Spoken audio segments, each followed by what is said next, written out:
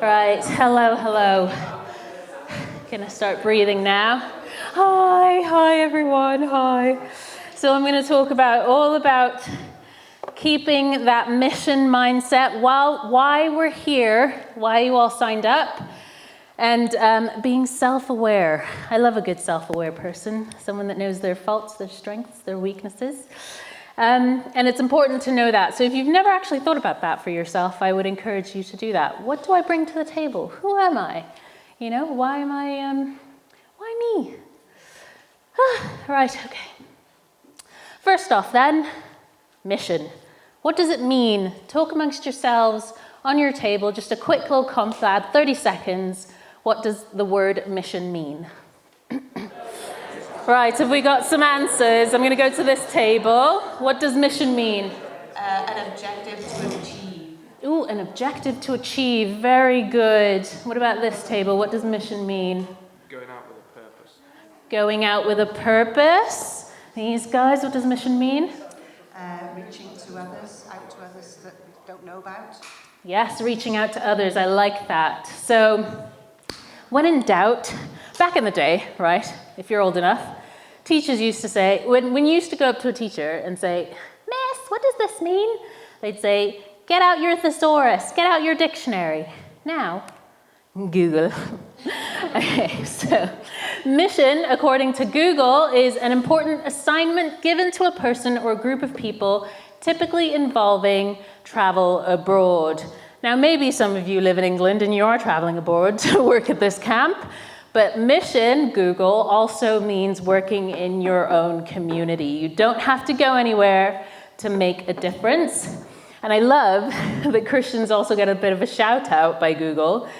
Mission is the vocation or calling of a religious organization, especially a Christian one, to go out into the world and spread its faith.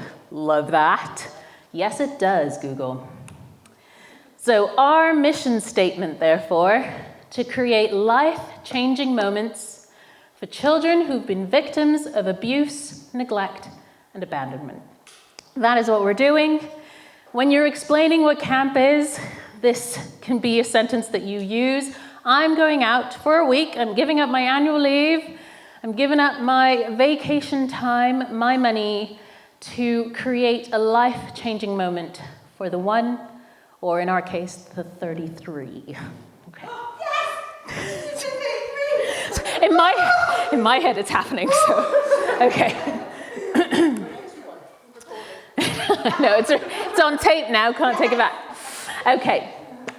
Every aspect of our camp has been thought through. It's been thoroughly designed to incorporate, as it says here, hundreds of teachable moments. Now, a teachable moment is an opportunity for you as a volunteer and as a staff member, particularly those of you who are bigs, to impart some wisdom. Typically one that is Bible-based. Obviously, you can teach the kids more things. Our theme this year is Fearfully and Wonderfully Made.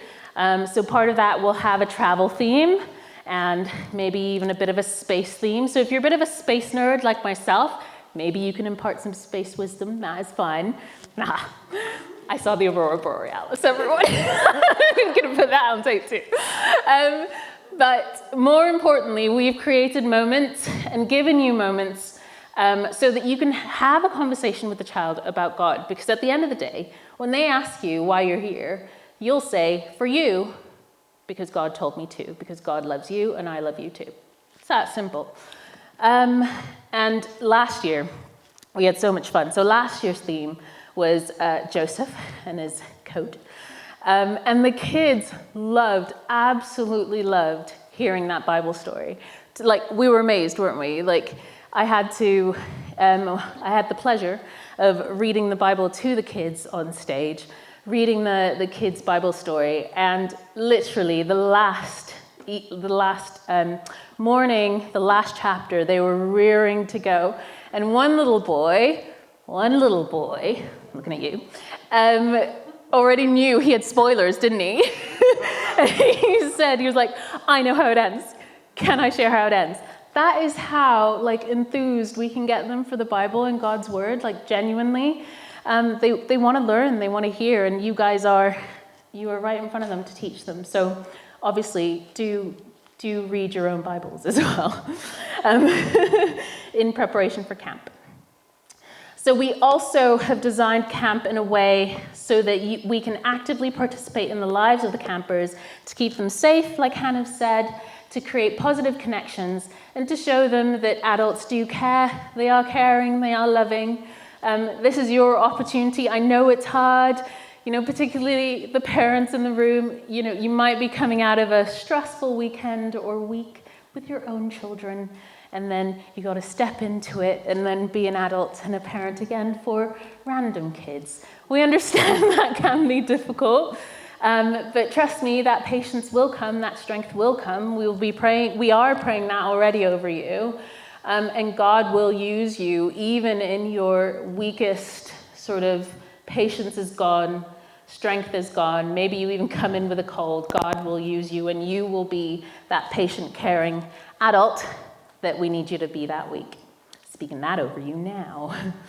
And obviously we want to model healthy families. So the newbies in the group will have heard a bit of a setup of what camp looks like. It is designed like a family because we know that some of these kids actually come from broken homes, and actually we surround them with people who represent a member of a typical family unit. So you have your aunts. If you're an aunt, give me a wave. Okay, rock stars. You have your uncles. Do we have any uncles in the room today? No, not yet. Grandparents. Yes, cousins. Come on, cousins. Yes. You guys are like the backbone. Bigs, obviously you represent the parents or the siblings, I suppose, to the kids. And every other support staff, you are just as important. We need you. You represent that safe unit for the kids, and they really do feel that. So a bit of discussion then. In what way can we bring our Starfish mission to life at camp? Particularly those of you that have been before, how do we bring this mission to life? Any examples?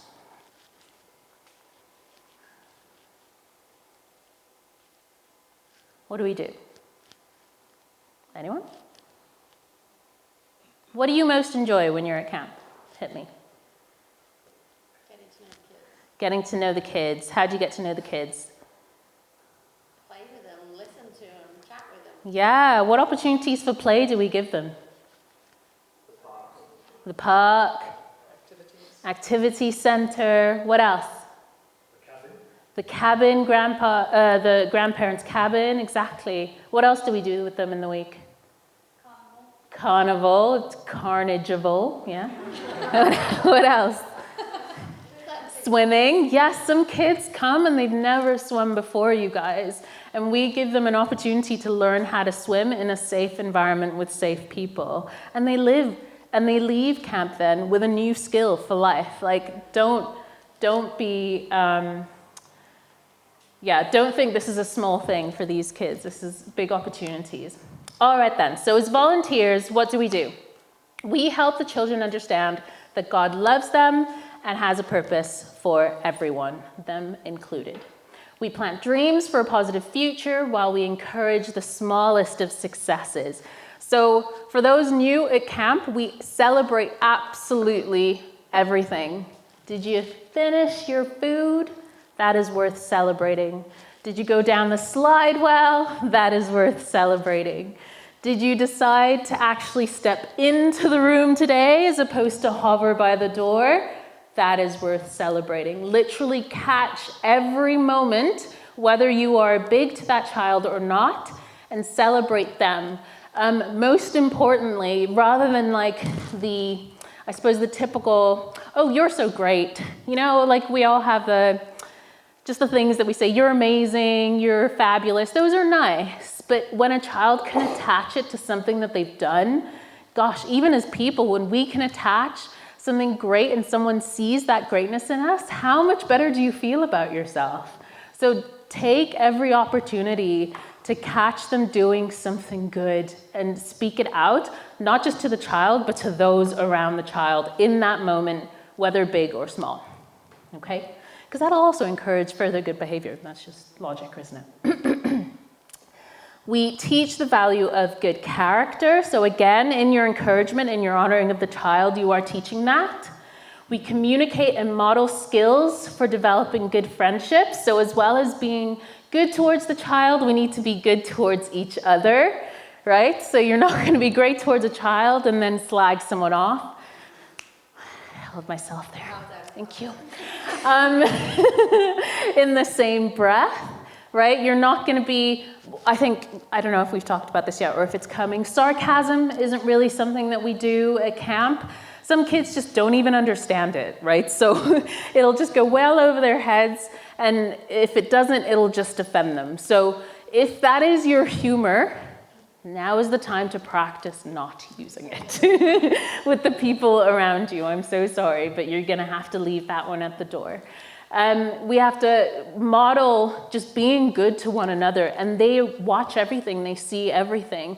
The way that you treat your fellow adult is also something that they take in.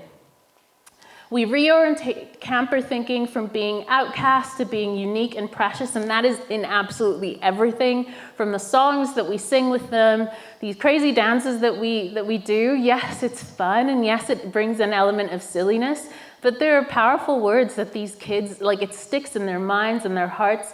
They come in singing it. Last year, My God was like the theme song for all the campers, and it almost didn't make it on the list. But they came in requesting it. You know, that was the song that they wanted to claim God over their lives. We didn't put that on the table. They wanted that. So yeah, don't take any moment for granted. We teach problem-solving skills through the activities that we do, the games that we play, the coach activities. They're all designed to do these things. We model that seeking help in life comes from strength and not weakness. So again, if you are struggling, you can ask for help in a way that's appropriate. That's okay, because again, you're teaching them that that is a good thing to do. And we demonstrate that a pattern of success in new experiences leads to a more fulfilling life. Right. I love this quote. There are many, many people that will never, ever hurt you. People good and kind who want to be your friend.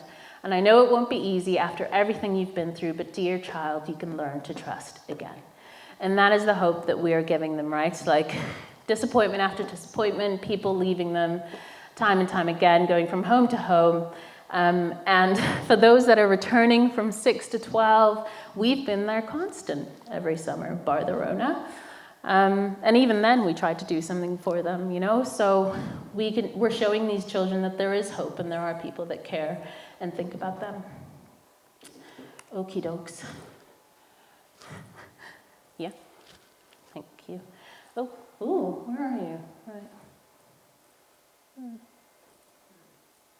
No. Can you go back one? Oh, interesting. Right, okay. Just hold it there, yeah. So what are the most important qualities that I bring to camp? So this is time for reflection then. Just a quick 1 minute, and then I would encourage you to also think about that at home.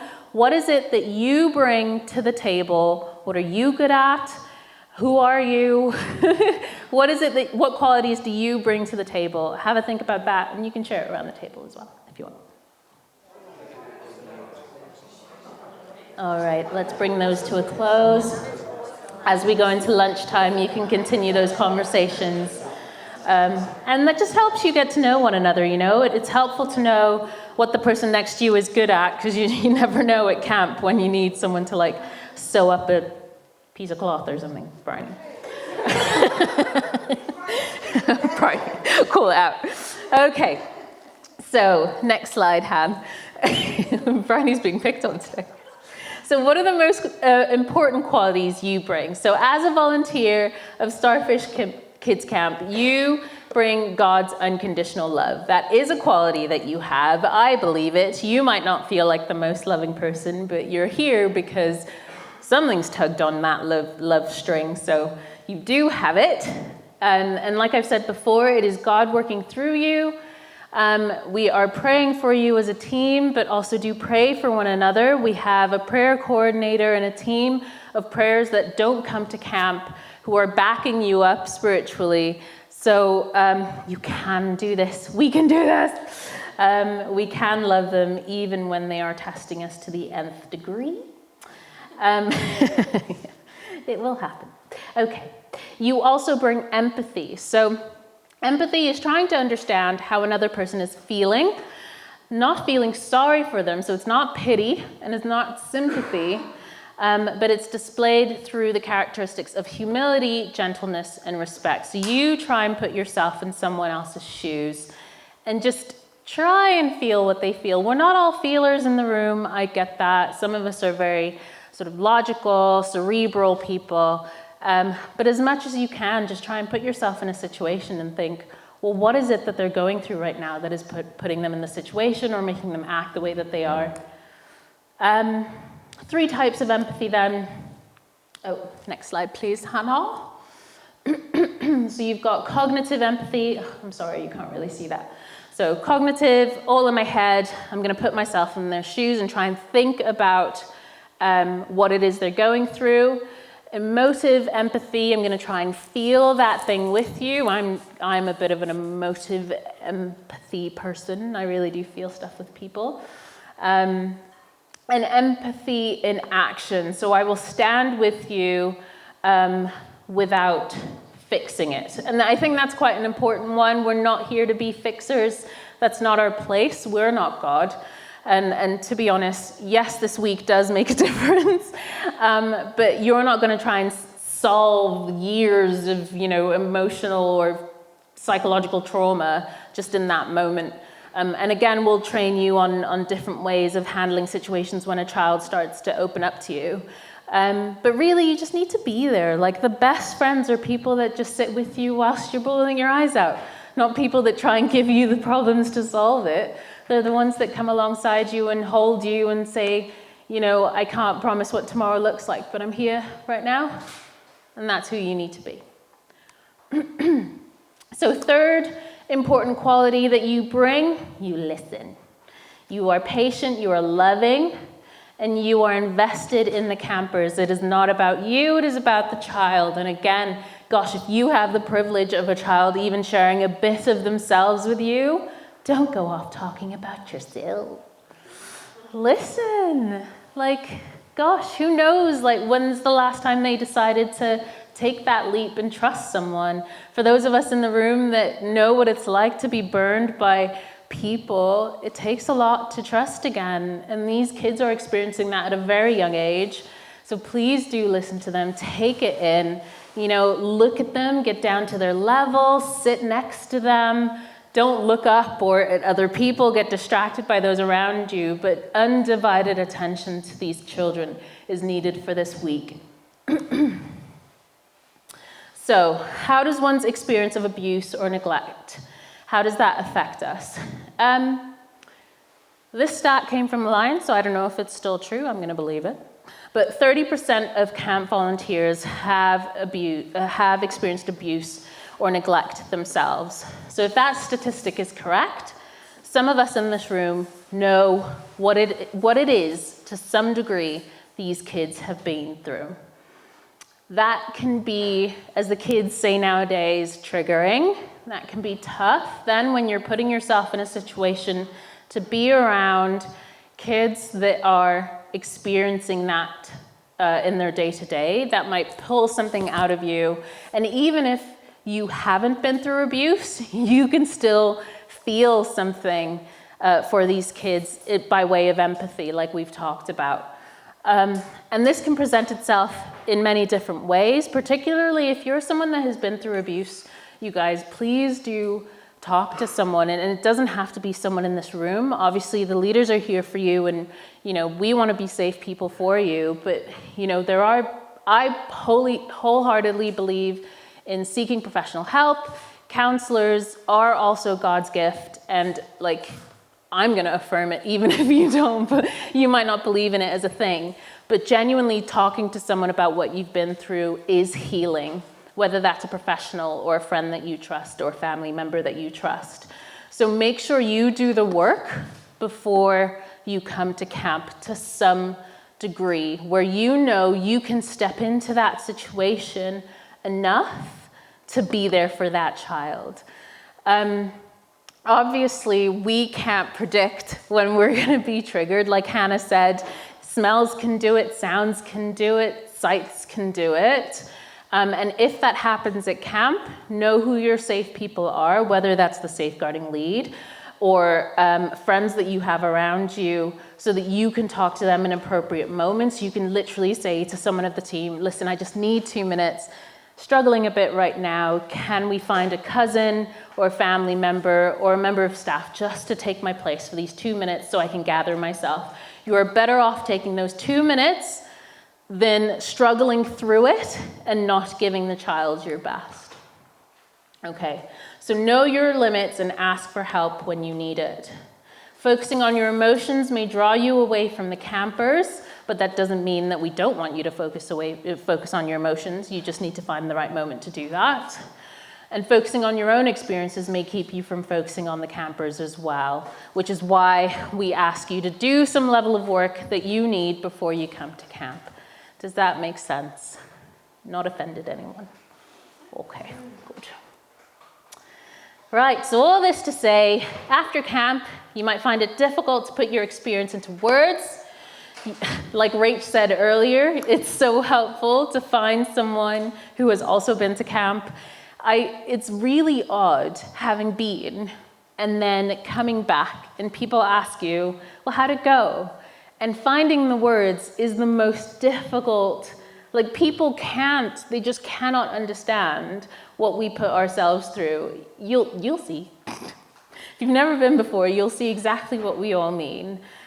So no joke when we say this is your family. When it comes to camp, like these are people that know exactly what you're about to put yourselves through and are here for you.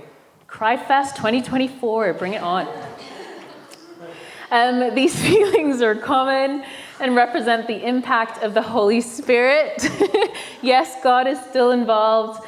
And like Hannah said, break our heart for what breaks yours, Lord. You are putting yourself in a situation where God will impart his own heartbreaking for these kids. And it'll hurt and it'll suck a little bit. But it's because you love them, right? It's lovely. So take your cares to God and to others who may be helpful to you. Okay. Right. How are we all doing? Lunch is getting ready. Do you need a little shake? What? Another song. I need a song. What's that? I just need to speak to them before lunch. Okay, no problem. Okay. We're halfway through. You're doing great. Right. Rules are good. Rules help control the fun. Yes, I brought it back.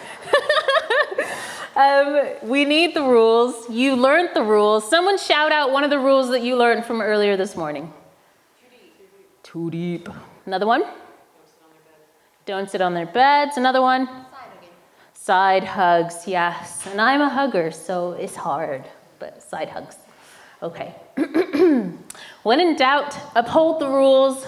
Choose the safest course of action. So when you're at camp, like things get thrown at you that even training can't prepare you for. And like Brian in the situation with the hand, you have no idea. Your impulse control just comes through and you're like, right, what did I remember? What was I trained on like 3 months ago? Cobwebs, So try and just think, what is the safest course of action here for me and for this child when in doubt? And even better, consult with the leaders as soon as you can. Mistakes happen, you've forgotten to hug the child properly. Okay, quick, rectify it as possible, that kind of stuff. We're not expecting you to be perfect. We just want you to remember what we've said. And regurgitation is key, right? So the best way to Sammy, of all the people in the room.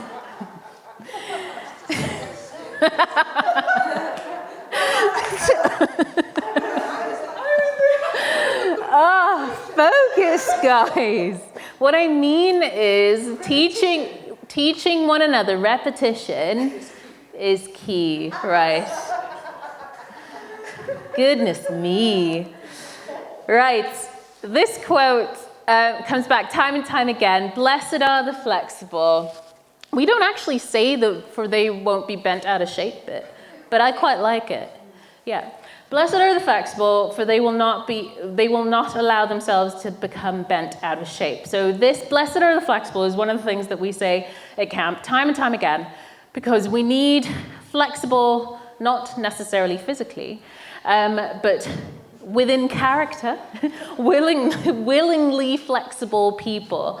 Because like I said, camp throws all sorts of things your way, and our way, and sometimes we just need you to change course a bit. Maybe you're a cousin placed with a blue pod and suddenly we're like, can you actually go to the red pod?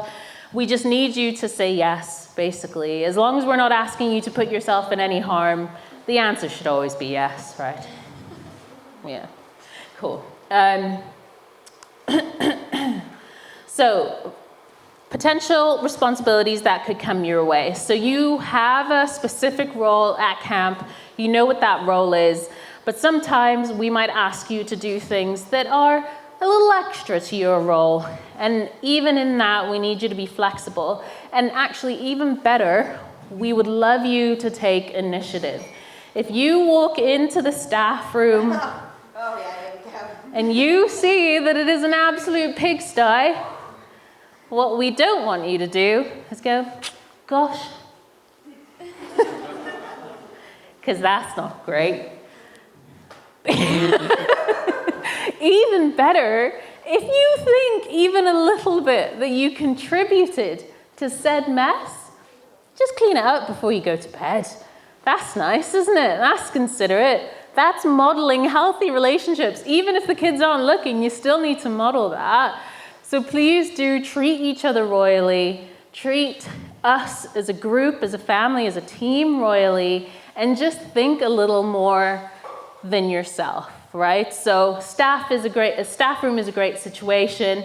Just finished with my mug, right? Give it a little rinse, pop it in the sink because I need to head out. That's absolutely fine. Spilled something, give it a little wipe, pop out. Bin's full. What are you gonna do? Yeah, you're gonna empty the bin. Great. Wonderful. So clean up if you can, and you're not assigned to a child, and actually you're just thinking, I have nothing to do right now. Most likely there is something to do. You can clean up somewhere, you can go back. I know I'm teaching you to suck eggs, guys, but I'm gonna say it now so that no one can say to me, well, no one told me I had to clean up. Just think about what you would like in that situation. If you were in that room, if you were in that position, if you were in that, whatever. What is it that would be helpful right now? And ask, even better, if you actually find yourself stuck for a way to help, I've got some free time, I'm actually a little stuck, just find one of us and ask, I'm free now, do you need me to be extra des eyes somewhere? Can I help in the locker rooms to get the kids changed? Anything. We're not gonna be mad if you're asking to help and help even more. The bog, yes. It's gonna have to be cleaned, doesn't clean itself, and more often than not, the one that you used that week has been cleaned by someone else. Richard, most likely, who I've now learned, actually, when he's been on a night shift, doesn't mind a bog shift. But we can still be nice to Richard and help him out, right?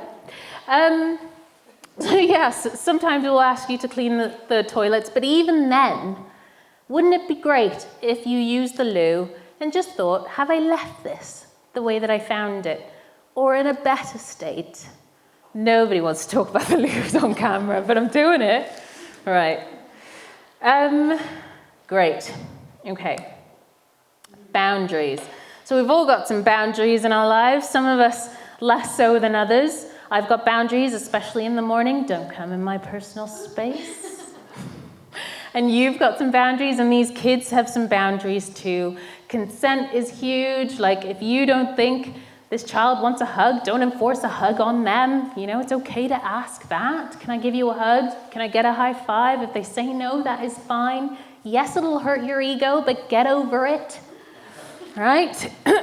So think about your COVID space, right? That was actually the one helpful thing about COVID, was the whole like 1 meter, 2 meter rule thing.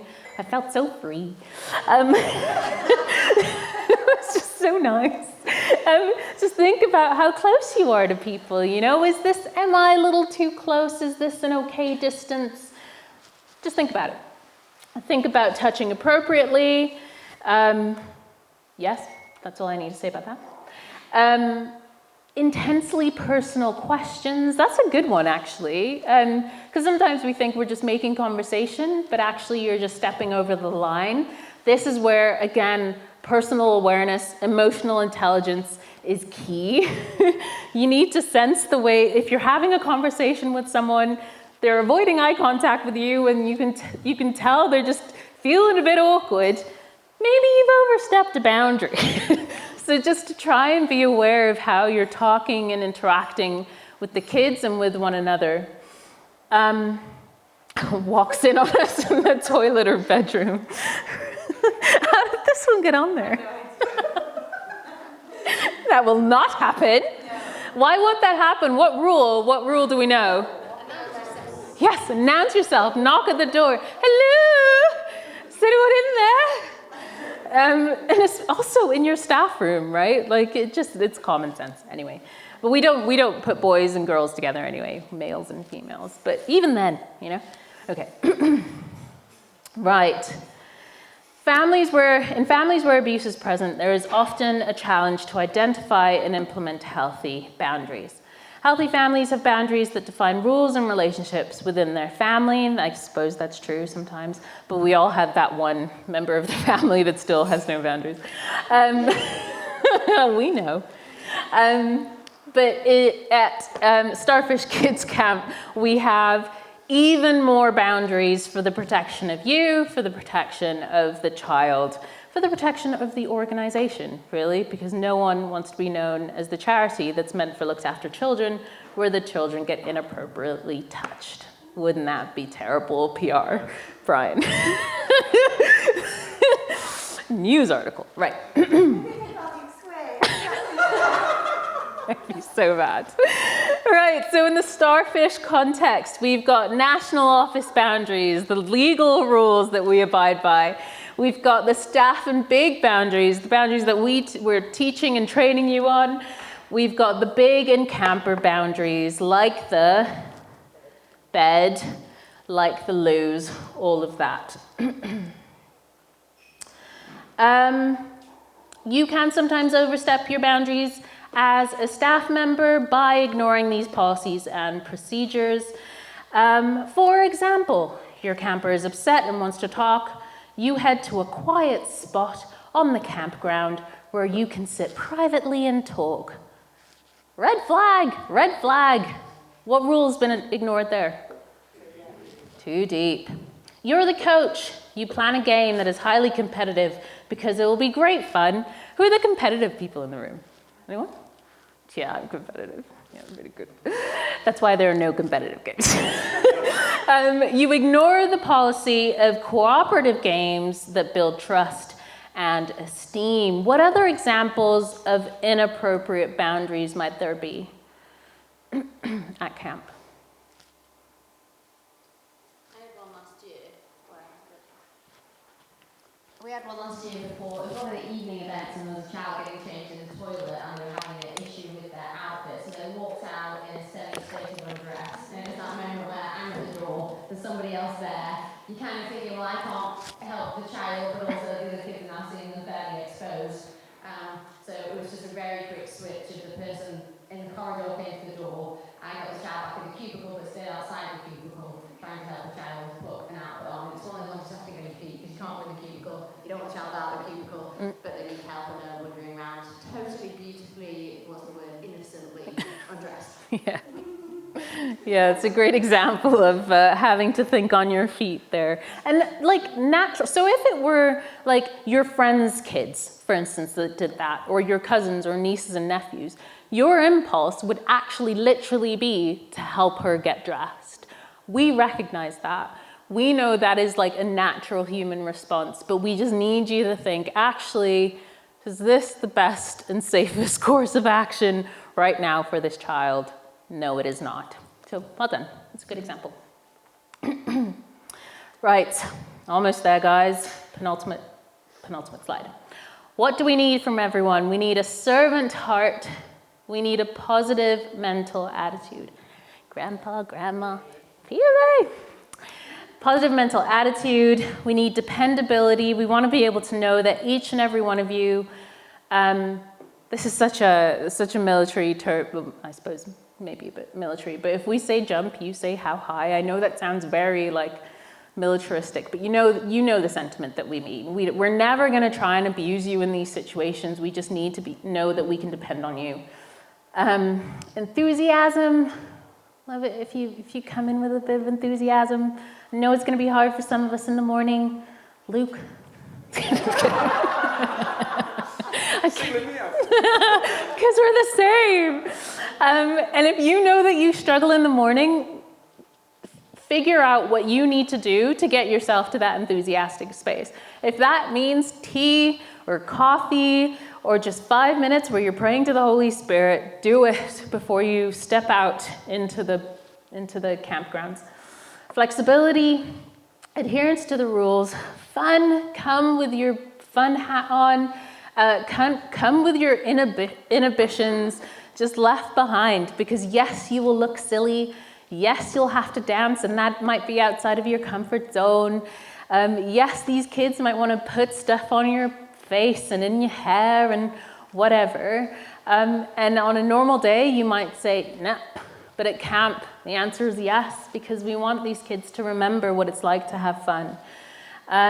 With a team spirit, support one another, be there for one another, check in with one another. We will have a royal treatment person, hopefully, but who will be looking after you and hopefully smuggling you some sweets when you need it. But look after one another as well, chat to one another. If you see that your friend's struggling, just be like, mate, you all right? Yeah, how's it going? And compassion and love. Love is patient, it's kind, does not envy, it does not boast, it is not proud, it is not rude, it doesn't look out for itself, it's not easily angered, it keeps no records of wrongdoings. Love does not delight in evil, but rejoices in the truth.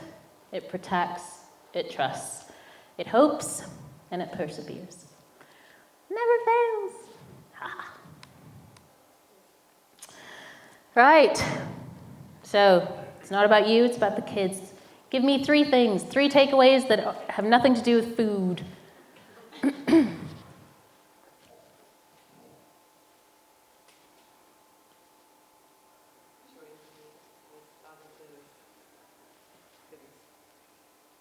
Cognitive empathy, and then in action.